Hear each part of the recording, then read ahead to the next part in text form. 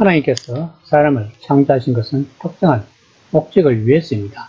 그 목적은 그저 인간 자신을 위한 것도 아니며 그저 인간이 하나님과 관계를 맺기 위한 것도 아니었습니다. 하나님은 그분의 형상을 품은 사람을 통해 지혜롭고 선하며 풍족한 그분의 질서를 세상에 심겠다는 목표를 갖고 계셨던 것입니다. 그리고 역사의 마지막 요한계시록에 있는 성경의 마지막 장면을 보세요. 그것은 사람이 하늘로 올라가 하나님과 친밀하고 가까운 관계를 맺는 장면이 아니라 하늘이 땅으로 내려오는 장면입니다. 그러므로 하나님이 파손된 세계에서 우리를 구원하신 목적은 하나님과 함께 뒤로 물러나 편하게 앉아 쉬게 하려는 것이 아니라 세상을 새롭게 창조하려는 하나님의 계획 안에서 어떤 역할을 담당하게 하기 위해서입니다. 그러므로 하나님이 우리를 위하여 있는 것이 아니라 우리가 하나님을 위하여 존재한다는 것을 알아야 합니다. 1장 28절입니다. 또한 그들이 마음에 하나님 두기를 싫어하며 하나님께서 그들을 그 상실한 마음대로 내버려 두사 합당하지 못한 일을 하게 하셨으니, 본문에서 또 하나님은 우리 인간들을 마음대로 하라고 내버려 두사란 말이 나옵니다. 성경이 인간에 대해 말하는 중심 사상은 인간이 하나님의 형상을 지녔다는 것입니다. 사람은 그를 지으신 분을 예배하고 사랑하며 세상에 그분의 형상을 드러내라는 부르심을 받았습니다. 이것이 소명입니다.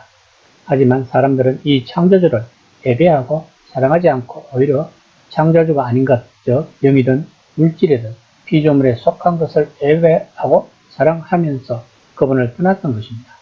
그러나 사람은 하나님을 예배할 때만 순전한 인간으로서 그분의 형상을 유지할 수 있습니다. 사람이 하나님께 의지하는 것이야말로 그 생명과 인격을 지키는 길입니다. 이와 달리 다른 피조물들은 썩고 죽을 수밖에 없습니다. 우리가 만일 생명을 주시는 하나님을 예배하지 않고 피조물을 예배한다면 그것은 우리 자신에게 생명이 아니라 죽음을 안겨줄 것입니다.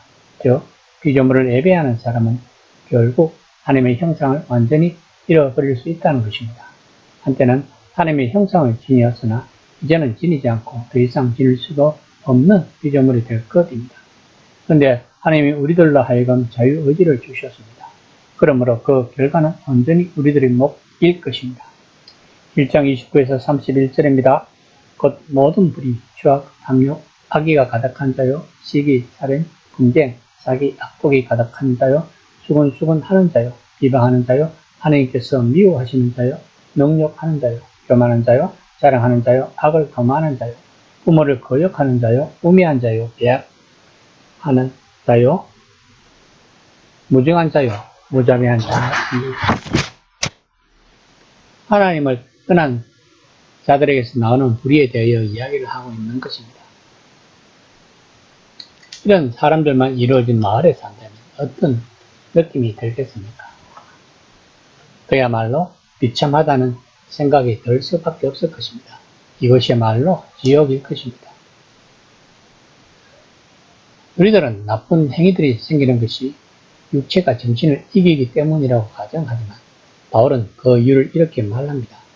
악은 정신이 정상에서 벗어나서 뒤틀리고 육체가 거기에 동성할 때 찾아오는 것이라는 것입니다. 정신이 정상에서 벗어난다는 것은 하나님의 형상을 잃어버렸다는 말이 됩니다. 본문에 나오는 모든 행위는 하나님의 형상을 닮은 인간에게서 나오는 것이 아닙니다.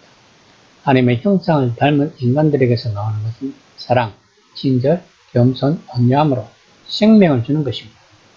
1장 32절입니다. 그들이 이 같은 일을 행하는 자는 삶에 해당한다. 하나님께서 정하심을 알고도 자기들만 행할 뿐 아니라 또한 그런 일을 행하는 자들을 옳다 하느니라. 사람들은 앞전에 나온 일들을 행하는 자는 말 그대로 죽어 마땅하다고 하나님이 판결하신 것을 알고 있습니다. 사람들은 하나님의 법이 독단적이라고 생각합니다. 하나님의 판결은 창조 구조에 내장되어 있습니다. 악행은 본래부터 파괴적입니다. 그것은 마치 죽음을 가리키는 표지판과 같습니다. 이는 살인과 폭력의 경우에 명백합니다. 수근거림과 비방 때문에 누군가의 명예와 삶이 갈기갈기 찢겨집니다. 교만하고 자랑하는 사람은 마치 다른 사람이 존재하지 않는 것처럼 그들의 영역을 침범합니다. 하나님이 세상을 만드신 방식에 의하면 악은 여러 형태로 치명적인 반면에 사랑이 다양하게 나타나는 모습인 친절, 온유, 간대한, 겸손은 생명을 준다는 것입니다. 자기들만 행할 뿐 아니라 또한 그런 일을 행하는 자들을 옳다 하느니라. 이 말씀은 잠언 2장 13에서 15절에서 악한 자에 대해 설명한 것과 유사합니다. 진실로 하기는 자기가 범한 죄에 대해 뉘우치거나 부끄러워하지 않으며 악을 행하는 것을 자랑하고 기뻐하며 자기와 같은 악을 저지르는 자에 대해 박수를 보내며 심지어 악을 행하는 일에 경쟁을 한다는 것입니다. 우리들은 죽어서 심판을 받고 천국에 가든지 지옥으로 간다고 생각을 합니다. 그러나 본문은 우리들이 살아서 천국과 지옥을 맛본다고 이야기를 하고 있는 것입니다.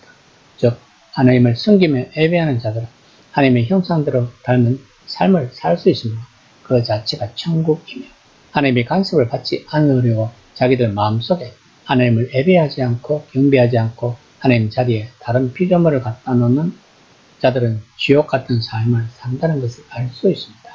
그래서 기독교는 내시의 지향적인 종교가 아니고 현세의 지향적인 종교인 것입니다. 또한 우리들이 소명이 무엇인지를 잘 알아야 합니다. 분명 우리들은 하나님이 창조하신 피조세계를 관리하는 정직이적 소명을 가지고 있다는 것을 알아야 합니다. 그러기 위해서는 우리들은 하나님의 형상을 닮아야 하며 하나님의 형상을 담기 위해 우리들은 하나님을 경배하고 예배해야 하는 것입니다. 이것이 우리의 소명입니다. 이 시간 한번 생각해 봅시다. 나는 지금 나의 소명을 잘 감당하고 있는지를.